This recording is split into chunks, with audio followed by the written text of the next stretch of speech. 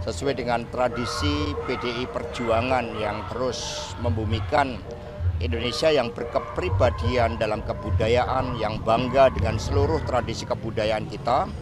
Dalam rangka bulan Bung Karno, pada malam hari ini kami mengadakan wayangan dengan lakon Pandu Swargo.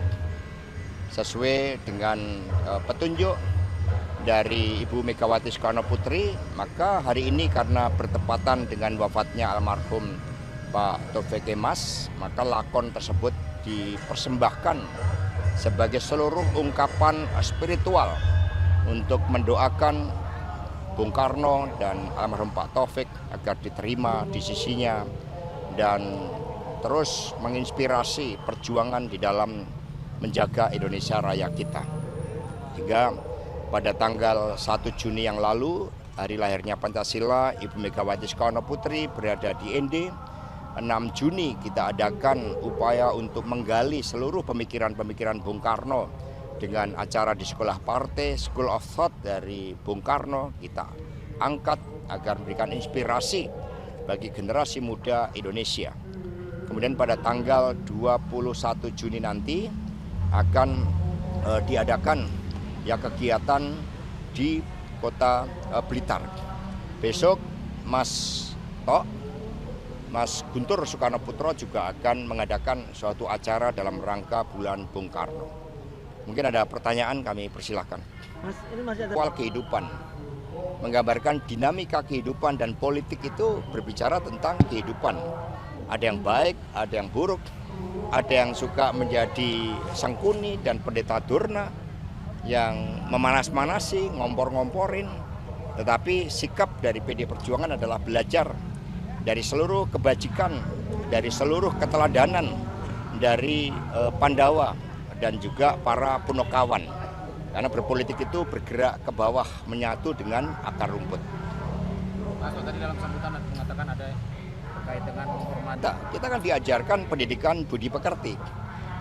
Maka yang tidak memahami pendidikan budi pekerti ya hasilnya seperti itu. Seperti di dalam kisah wayang. Menjadi Sisupala yang lupa kepada siapa yang telah membesarkan, mendidiknya, atau juga menjadi berbagai tokoh-tokoh lainnya.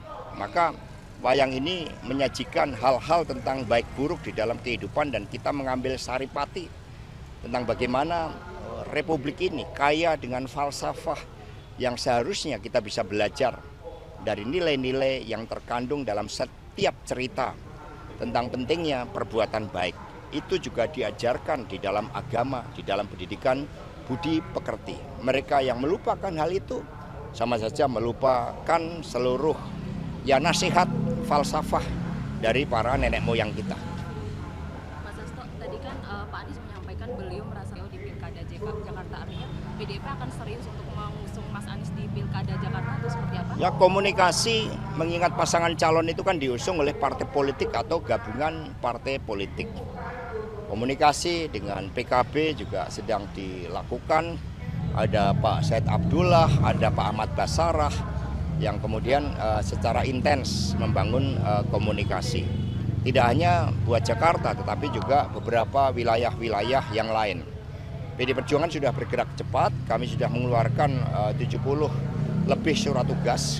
Bahkan persiapan untuk pemenangan pilkada sudah dilakukan dengan baik. Pilkada agar menjadi suatu koreksi atas praktek-praktek pemilu yang penuh kecurangan pada pemilu presiden, dan hal tersebut sudah diakui oleh seluruh tokoh-tokoh, oleh 3 hakim MK yang memberikan dissenting opinion, dan kita pun juga merasakan terhadap ketidakberesan di dalam pilpres yang lalu. Pak Anies masuk dalam radar, Pak Anies masuk dalam radar untuk Jakarta. Ya, Mbak Puan kan sudah menyampaikan bahwa Pak Anies menarik. Artinya soal benar akan ideologi, dipertimbangkan, soal Mas. ideologi bagi PDIP harga mati nggak, Mas? Ya, kalau kita lihat ideologi itu memerlukan suatu topangan di dalam implementasinya, satunya kata dan perbuatan. Memerlukan topangan etika dan moral. Ada orang yang mengaku ideologis tapi perilakunya tidak memperhatikan etika dan moral. Itu bukan ideologis. Sehingga perspektifnya ideologi harus menjadi ideologi kerja.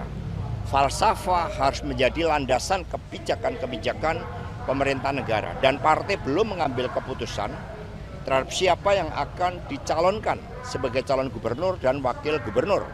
Ada nama-nama seperti Pak Pramono Anung yang juga memiliki kompetensi dan sebagai sosok yang telah matang, mampu melihat berbagai kompleksitas yang ada di Jakarta.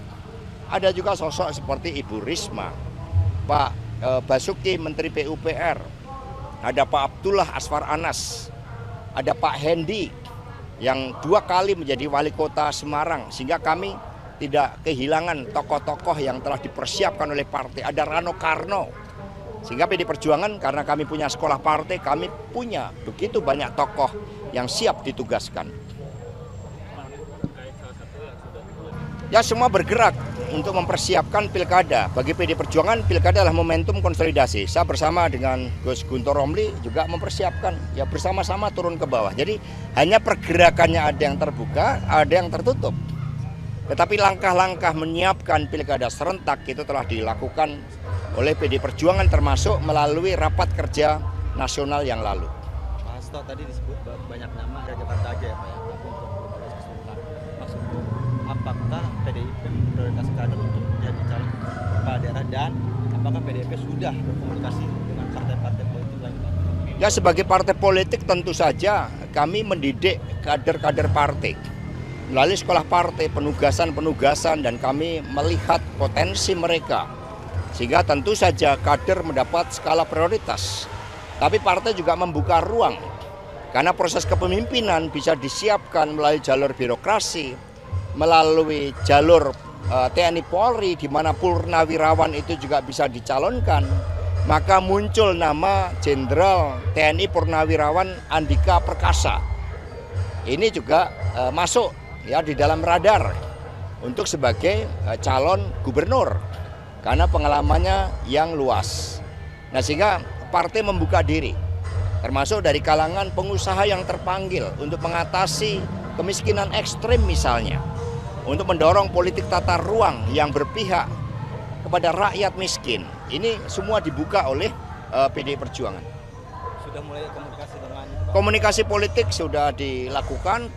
Ada yang bertemu dengan Gerindra, ada yang bertemu dengan Golkar, ada yang bertemu dengan PKB, dengan Hanura, dengan Perindo, dengan P3. Apapun P3, kami punya rekam jejak yang baik bersama Perindo dan Hanura. Sehingga intens, termasuk dengan Partai Amanat Nasional. Bahkan di beberapa daerah komunikasi dengan PKS itu juga dilakukan. Juni kemarin. Mas, kalau Anak-anak kita dengan keteladanan. Ketika saya kecil, buku-buku itu dibagi dengan gambar pahlawan nasional, Pangeran Diponegoro, Jenderal Sudirman, kemudian Bung Karno, Bung Hatta, Raden Ajeng Kartini. Itu dulu ketika kami kecil. Mas, waktu kemarin terkait pemeriksaan besok Bukan di KPK, menertawai, gitu ya salah itu. Iya. Ya. Kalau terkait pemeriksaan besok, reaksinya Bu Mega gimana nih Mas di KPK? Diperiksa belum, masa udah reaksi. Ya, Kan? terkait pemanggilan KPK Mas. Ya, saya datang karena KPK yang mendirikan Bu Mega. Ketika Ibu Mega memutuskan Prof Mahfud mendampingi Pak Ganjar, itu kan dalam suatu desain untuk melakukan suatu reformasi sistem hukum kita, reformasi sistem politik, reformasi sistem ekonomi. Karena persoalan nepotisme, korupsi, dan kolusi itu semakin luar biasa. Dan itu harus diatasi, karena itu amanat reformasi, amanat Undang-Undang Dasar 1945 yang harus kita jalankan dengan seluruh-seluruhnya, dan harus ada suri keteladanan dari para pemimpin bangsa. Mas Hasto, hari ini kan presiden terpilih. Ya, tidak ada persoalan. Ya, bagi setiap anak bangsa itu kan mengakui bahwa Bung Karno sejak usia 16 tahun sudah berjuang. Beliau mendirikan partai politik demi kemerdekaan. Beliau menghadapi penjara, menghadapi hukum kolonial, dibuang, dan kemudian akhirnya Indonesia merdeka dan menjadi pemimpin di antara bangsa-bangsa di dunia melalui konferensi Asia Afrika. Sehingga itu rekam jejak benang merah sejarah Bung Karno yang tidak bisa dihilangkan oleh siapapun. Bahkan Indonesia dari Sabang sampai Merauke, Miangas sampai Rote itu muncul disatukan oleh Pancasila yang digali oleh Bung Karno dari buminya Indonesia. Mas kemarin kan juga bilang Beberapa dari rekan-rekan Dewan Pers yang memang memperkuat argumentasi yang disampaikan tim hukum PDI Perjuangan bahwa wawancara saya di SCTV dan Kompas TV itu merupakan bagian dari produk jurnalistik. Sehingga sekiranya ada persoalan terkait hal tersebut harusnya ke Dewan Pers, bukan menjadi persoalan pidana. Karena memang dalil-dalil yang membuktikan apakah pernyataan saya itu menghasut di muka umum, kan tidak di muka umum. Kemudian apakah itu ada berita hoax atau bohong yang menimbulkan kerusuhan? Kerusuhannya di mana? Apa kaitannya wawancara tersebut? Sehingga banyak pakar dan tokoh-tokoh pro-demokrasi yang menilai bahwa itu kriminalisasi. Bahwa itu upaya mencoba membungkam kebebasan pers, kebebasan bersuara yang merupakan amanat dari konstitusi termasuk hak asasi manusia. Terlebih saya sebagai Sekretaris Jenderal DPD Perjuangan oleh Undang-Undang Dasar 45, Undang-Undang Partai Politik punya kedaulatan di dalam menjalankan komunikasi politik, pendidikan politik. Masa kritik tidak boleh? Kenapa yang kami sampaikan tentang persoalan pemilu terkait dengan abuse of power dari Presiden Jokowi, terkait dengan bansos, terkait dengan penggunaan alat-alat negara, sumber daya negara, itu juga diakui oleh 3 hakim MK melalui dissenting opinion itu. Tetapi sebagai warga negara yang baik, kami diajarkan untuk taat hukum, untuk percaya pada jalan kebenaran, jalan hukum, jalan supremasi hukum, karena hukum kita adalah hukum negara Republik Indonesia, bukan hukum negara kolonial.